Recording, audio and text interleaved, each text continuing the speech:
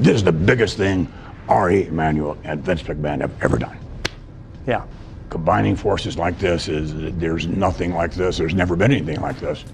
People have been talking about this for a long time. There were a lot of other suitors here. Were, but Ari, really, the synergies, everyone was very interested in us, and I appreciate that. But the synergies that Ari brings, totally different than everyone else. That said, many doubted we would ever see this day, that you would ever be willing to sell a controlling stake in your company. Right. You are the WWE, and the WWE is you. So why? It's the right time. It's the right time to do the right thing. And it's the next evolution of WWE. In this clip, Vince McMahon announces that the WWE was sold. Fans were shocked when they heard rumours that the WWE was for sale. But fans were even more shocked when they saw Mr. McMahon and his horrible plastic surgery and new moustache. Let's jump right into this clip. The deal values UFC, you mentioned some numbers, $12 billion and WWE at $9.3 billion. That's a big number.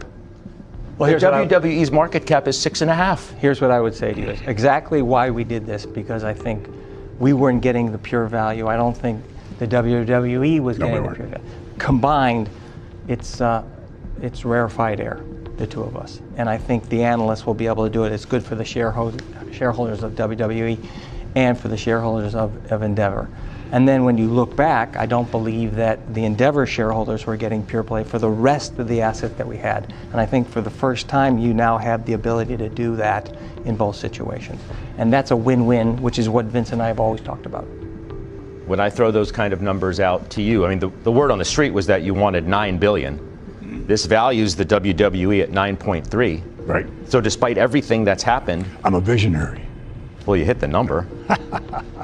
Yes, deservedly so. But here's what I would also say to you. We paid a fair price, and I'll tell you why. We paid a little bit for control premium. With our cost cuts, their new deals coming up, which is right now,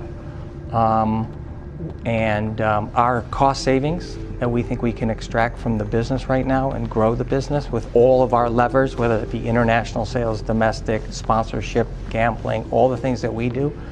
I think it's right.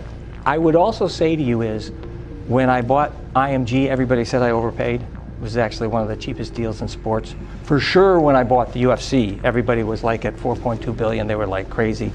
We've tripled the EBITDA in that period of time. And now with this is going to be UFC 2.0 as it relates to all the things in the flywheel that we can bring to them. And we have unbelievably attractive economics. The balance sheet's incredible. Our debt ratio is less than 3 times. Our free cash flow conversion is unbelievable. So I think when people look at this business on a combined basis and also look at the remaining assets, for both shareholders, it's incredible. Now, the new company will have Mr. Emanuel as CEO, with current WWE CEO Nick Khan staying on as president of the brand, Dana White continuing as president of the UFC, while Mark Shapiro assumes the role of president and COO of both Endeavor and the new company. The wild card throughout the bidding process was what role, if any, WWE founder Vince McMahon would play in a new company after a sexual misconduct scandal. McMahon was forced to retire thereafter. He left the company for nearly 6 months before returning to help lead a potential transaction. Most had assumed McMahon would leave altogether if a deal happened. He is staying on as executive chairman of the board at the behest of Emanuel himself. Even so, I asked McMahon about the emotions of parting with a business his father founded in 1953, and whether the scandal that rocked the WWE and McMahon himself ultimately led to this moment. I can't help but wonder, and I have to ask you, had the scandal not happened, Right. would we be sitting here today? Absolutely. Why? Because it makes sense. Nothing's ever happened like this before. And again, I'm always looking what's best for our stockholders, what's best for the company. This is the best thing that's happened in a long, long time. All of the WrestleManias combined, there have been 39, including tomorrow. Does it really equal to the magnitude of what we will do together? Did that event push you towards this day faster than you thought you'd ever be here? No, it didn't really, in and of itself, no. But it's great that we can combine all of this news together at the same time. Is this a good day for A good Vince day. McMahon and It's the WWE, it or is it is a great day. Is It's it one a of the tough greatest day days as of my well? life. This company's been in your family for 70 years. Is it a tough day? No, it's a great day. First off, Mr. McMahon looks crazy. I've never seen him look so weird. He is 79, but Jesus, he looks so bad. But let me ask you this, do you think the new TKO company will do well in the future? Or should WWE and the UFC stay completely away from each other? In my opinion, these two companies are so different, and they should have stayed separate.